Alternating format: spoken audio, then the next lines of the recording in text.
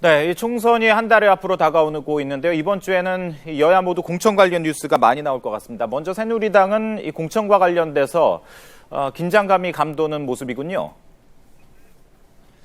네, 그렇습니다. 새누리당은 오늘 최고위원회의에서 지난 4일 발표한 1차 공천 결과에 대한 의결을 시도할 예정입니다. 하지만 이 과정에서 단수 후보를 놓고 이 친박계와 비박계에 상당한 격론이 벌어질 것으로 예상이 됩니다. 현재 비공개로 최고위원회가 진행이 되고 있습니다.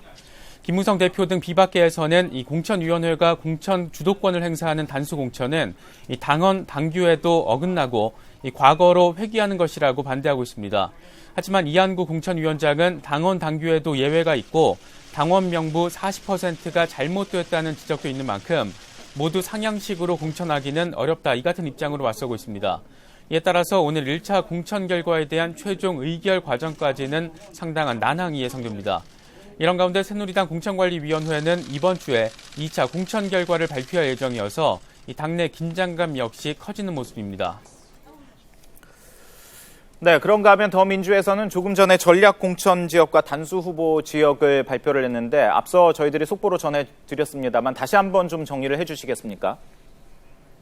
네, 그렇습니다. 더민주는 오늘 아침 비대위 회의에서 전략 공천 지역 그리고 단수 후보 지역을 발표를 했습니다. 이 전략 공천 지역은 모두 6곳이고 단수 후보 지역은 모두 9곳입니다.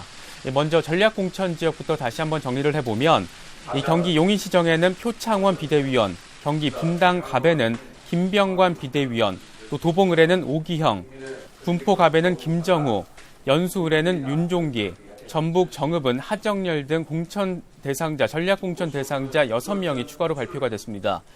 또 단수 후보 지역의 경우에는 부산 진갑의 김영춘, 대구 수성갑의 김부겸, 인천 연수갑의 박찬대, 경기 수원병의 김영진, 경기 수원무의 김진표, 경기 김포갑에는 김두관, 강원 홍천 철원 양구 인제에는 조일현, 경기 파주을 박정, 또 경남 김해을에는 김경수 전 비서관 등 9명이 단수 후보로 결정이 됐습니다. 더민주는 특히 이르면 내일 현역 의원 2차 컷오프 결과를 발표할 예정인데 2차 컷오프 심사 대상자는 3선 이상 중진 50%와 초재선 30% 등 40여 명에 달합니다.